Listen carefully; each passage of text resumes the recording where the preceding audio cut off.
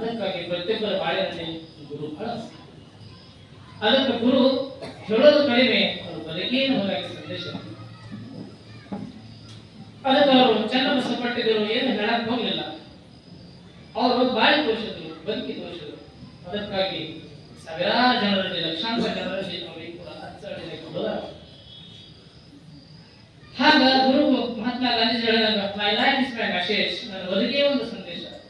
ಹಂಗ ಗುರು ಹೇಳೋದಕ್ಕಿಂತ ಅವರ ಬದುಕೇ ನಮಗಾಗಿ ಸಂದೇಶ. ಅವರನ್ನು ನೋಡಿ ಕಲಿಬೇಕು. ಅಪ್ಪಗಳು ಸಿದ್ದೇಶ್ವರ ಪ್ರವಚನ ಕಲಬುರಗಿ ಅಧ್ಯಯನದಲ್ಲಿ ಅಪ್ಪರು ಬಂದು ಕೇಳಿದ್ರು, ನಮಗೆ ಬಹಳಷ್ಟು ಜನ ಸಾಧಕರು ಬಂದ, ನಾ ಅಂತೀನಿ ನಮ್ಮಲ್ಲಿ ಕಲಿಸೋರು ಏನಿಲ್ಲ, ಅದು ಯಾಕೆ ನಮ್ಮಲ್ಲಿ ಕಳಿಸ್ತೀರಿ ಅಂತ ಕೇಳಿದೆ. ಅವಾಗ ಅಪ್ಪಗಳು ಅವರನ್ನು ಹೇಳಿದ್ರು, ನೀವು ಏನು ಕಲಿಸಬೇಕಾಗಿಲ್ಲ, ನಿಮ್ ಜೊತೆ ಇದ್ರೆ ಸಾಕು, ನಿಮ್ಮ ನೋಡಿ ನಾಯಿ ಕಲಿತಿರ್ತಾರೆ, ನೀವು ಬದುಕಿ ಅವರಿಗೆ.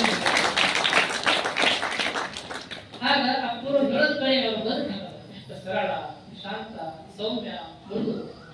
ಅವರ ಸುಖವೇ ಎನ್ನ ಸುಖ, ಯಾರ ಮನಸ್ಸುಗಳನ್ನು ವಹಿಸುವ ಅಷ್ಟು ಮೃದು ಭಾವ. ಅದಕ್ಕಾಗಿಯೇ ಅಂತ ವ್ಯಕ್ತಿತ್ವ ಇರೋದ್ರಿಂದ ಅವರ ನೋಡಿ ಕಲಿದ ಭಾವ. ಅದಕ್ಕಾಗಿಯೇ ಅಂತ ಗುರುವಿಗೆ ಬಹಳ ದೇಶದಲ್ಲಿ ಮಹತ್ವ ಕೊಟ್ಟರು. ನೋಡಿ ಕಲಿಬೇಕು, ಕೆಲವೊಂದು ಕೇಳಿ ಕಲಿಬೇಕು, ಅದರ ಗುರುವಿನಿಂದ ನಾವು ನೋಡಿ ಕಲಿಬೇಕು. ಹಾಗ ಗುರು ಗೊತ್ತಾಗ್ತದೆ ಯಾರಡೆ ಏನು ಪ್ರತಿಭೂರಿಗೆ. ಅಪ್ಪರು ಶಿಕ್ಷಕರಾಗಬೇಕಂತ ಇಚ್ಛೆ. 20 ವಿದ್ಯಾರ್ಥಿಗಳನ್ನ ಕಲಿಸುವಂತ ಒಬ್ಬ ಶಿಕ್ಷಕ ಆಗುವಂತ ಶಿವರಾಜನಿಗೆ ಚನ್ನಬಸವಪಟ್ಟಿದ್ರೆ ಗೊತ್ತಿತ್ತು, 20 ಮಕ್ಕಳಿಗೆ ಕಲಿಸುವಂತ ಶಿಕ್ಷಕನಾಗೋದು ಬೇಡ, 20,000 ಮಕ್ಕಳನ್ನ ಬೆಳೆಸಿದಂತ ಒಬ್ಬ ಗುರು ಆಗುತ್ತೆ. ಹಾಗ ಇವರ ಬಾಳಿನಲ್ಲಿ ಗುರು ಸುಳಿದರು 20 ಮಕ್ಕಳನ್ನು ಕಲಿಸುವಂತ ಲೌಕಿಕ ಶಿಕ್ಷಕನಾಗದೆ 20,000 ವಿದ್ಯಾರ್ಥಿಯನ್ನು ಬೆಳೆಸುವಂತ ಲಕ್ಷಾಂತರ ಜನರನ್ನ ಭಕ್ತರನ್ನ ಬೆಳೆಸುವಂತ ಒಬ್ಬ ಗುರು ಬದುಕಿದ್ದು.